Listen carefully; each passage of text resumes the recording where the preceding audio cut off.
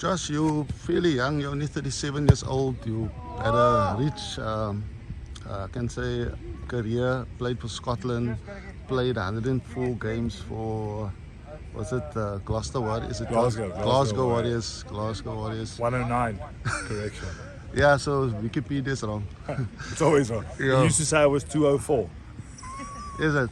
So what is your accurate height and weight now as Nah, I think now I'm probably 191. I started off at about 193, but the spinal compression over the years, and I don't know what my weight is right now. My last playing weight was about 117. So when was your last actual game? My last game was for, well, technically the Tel Aviv Heat, but I wasn't supposed to play. I retired at Oyuna the year before. Went as a coach, and then through a few injuries and logistical issues, I ended up playing 2 games for them as well. But I don't know if that's regarded as pro rugby. I'm not too sure. Yeah, just speak about your time at the Lions. You had spent a lot of time. You were a short while at the Bulls, and I remember, everybody knows you with a beard. What inspired that, the beard? I had to start shaving at about 12. The school told my mom my mustache was getting out of hand, and so funnily at first she gave me hair removal cream, because as a mother she was like, I'm not going to have my 11-12-year-old shave. Tried that and my face was swollen up for about a week. So anyway, I started shaving. But anyway, I got to the point where from about 15 years old every day I had to shave. So as soon as I left school, I've barely touched the razor after school. I mean, I played at Boland with a big beard, but then no one cares about it because you're not playing for the Lions. But yeah, I've just always had the beard. I like it. My kids like it. I feel it comes naturally to me.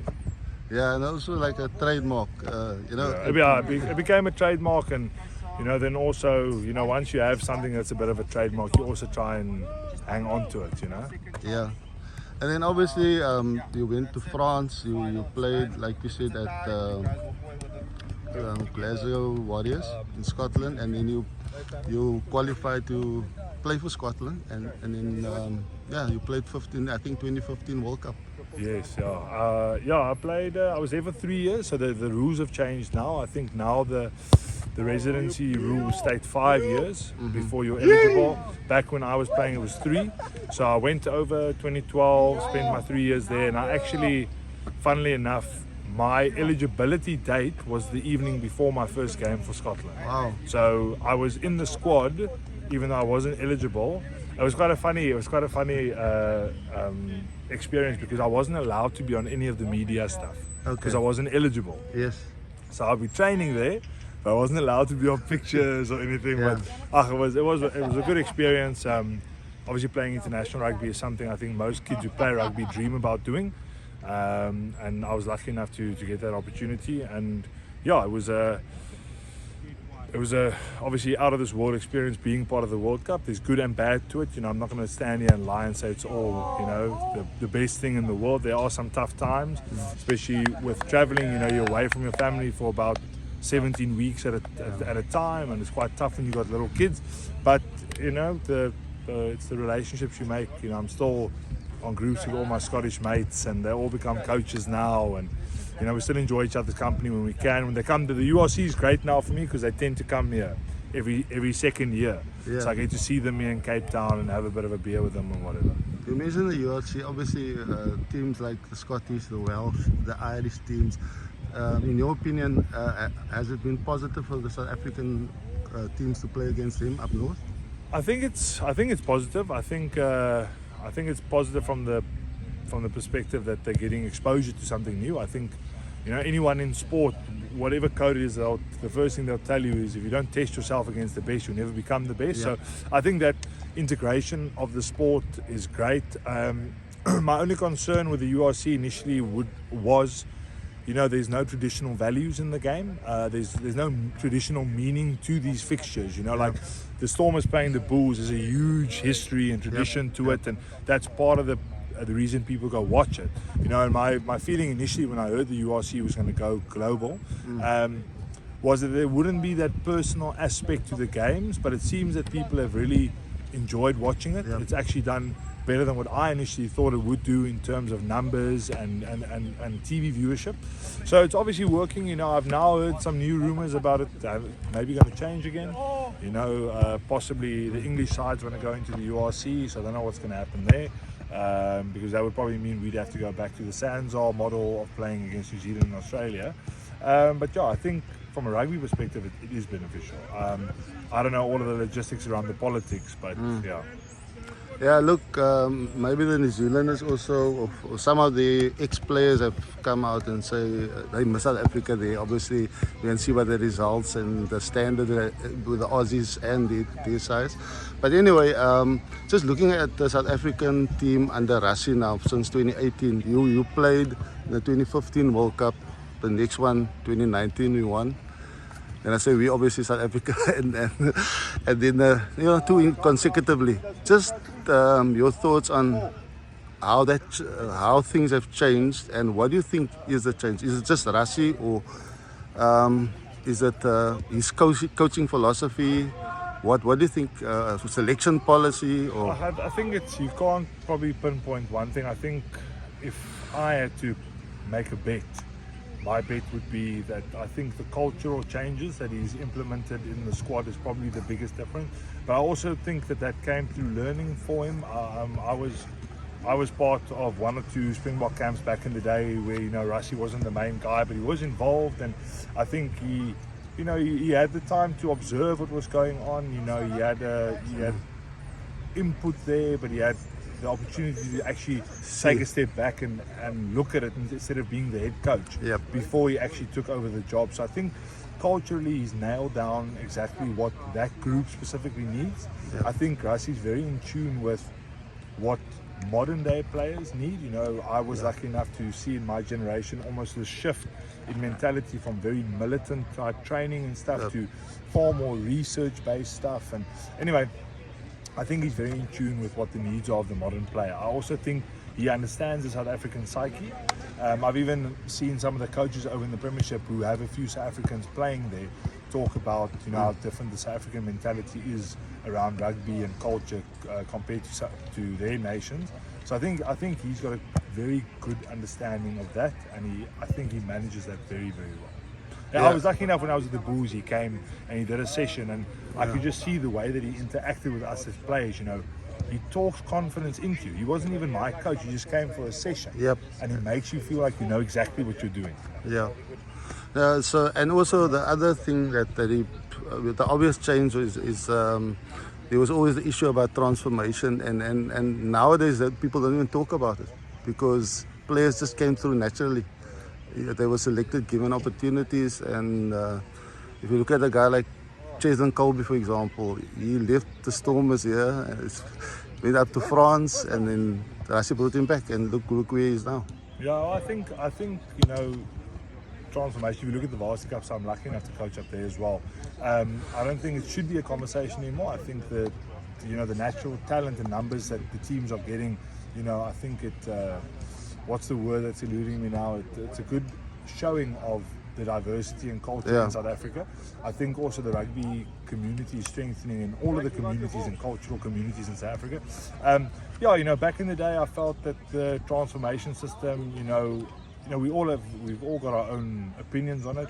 I felt that some guys were missing opportunities and some guys were given opportunities they probably didn't deserve at the time. But then, in saying that's not the end of the world, but then nothing comes of that opportunity, because it isn't actually the merit.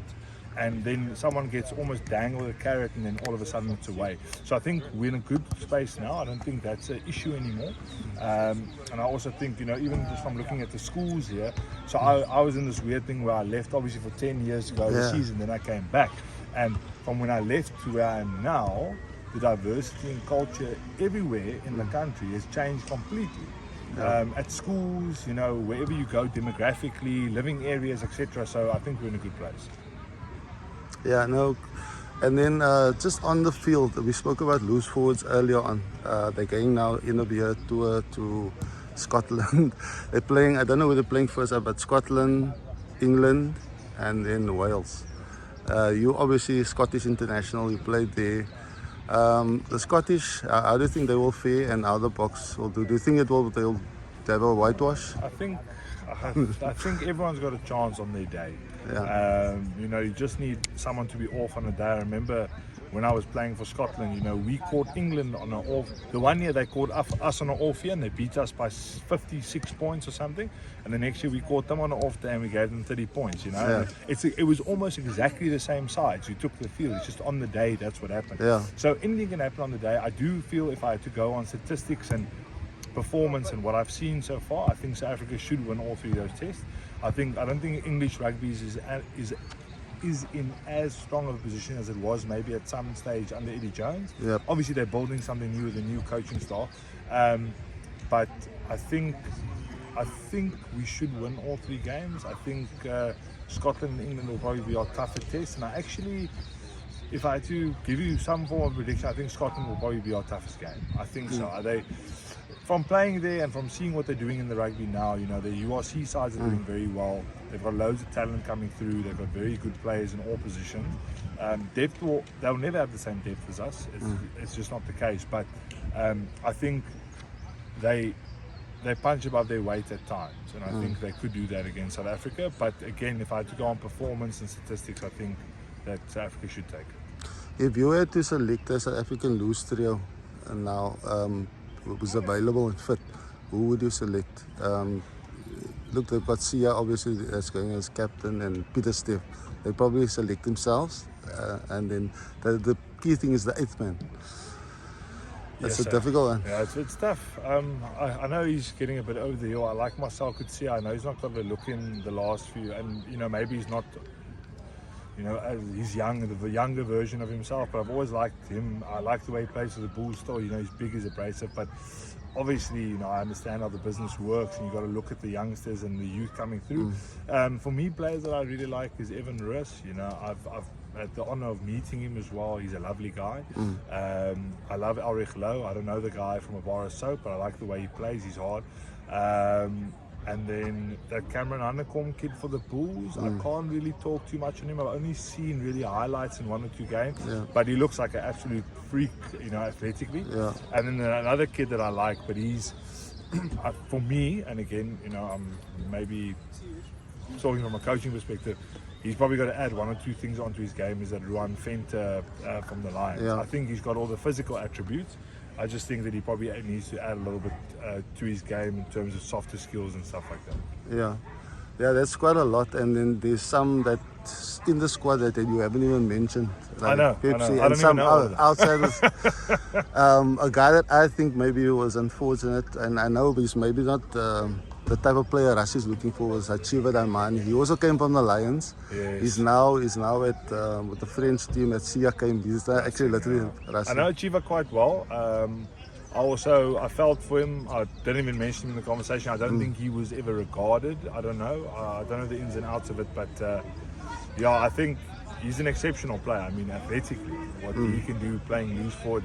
I mean, I don't think I would get close to that guy in a foot race, you know, at my peak. So it's also changed, you know, that if you look at that, the number 8 for Stade Francais for France, that Sekou Makalu guy. Yeah, Gee. he can play wing and yes, so that oaks athleticism. I mean, like, I wouldn't have been in the conversation if, you know, I was in the room with that guy. So, yeah, Chivo is very good. I think there's a few other. I know that Keko Moraba, the number 8 for the Stormers, is coming through. I know that he's. Pila Gumedi from the Bulls. He's been in the squad as well. Yes. I've seen him as well.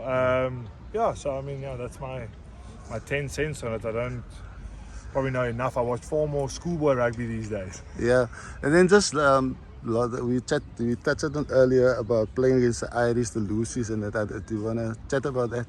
I mean, I never enjoyed playing against them. I never enjoyed playing against the Irish clubs either. I just was always very niggly and like unnecessarily so. I always felt.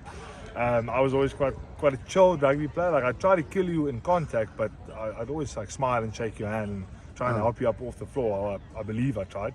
And yeah, it would just be handbags from the first minute, like always, you know. So, like, you know, making comments about your appearance and stuff, and it's like whatever. Yeah, but anyway, that's all part of rugby, and everybody brings something different. All the teams, and then that is what makes it so exciting. Yeah, but you know, I've also in that same breath, you know, I think some people have a mindset around rugby that they've got to do X, Y, and Z. I've also met a lot of those guys off the field and they're lovely. So, you know, I think it's more of a rugby mentality in Ireland. You've got to bully the person. Great stuff. Thanks a lot for your time. It was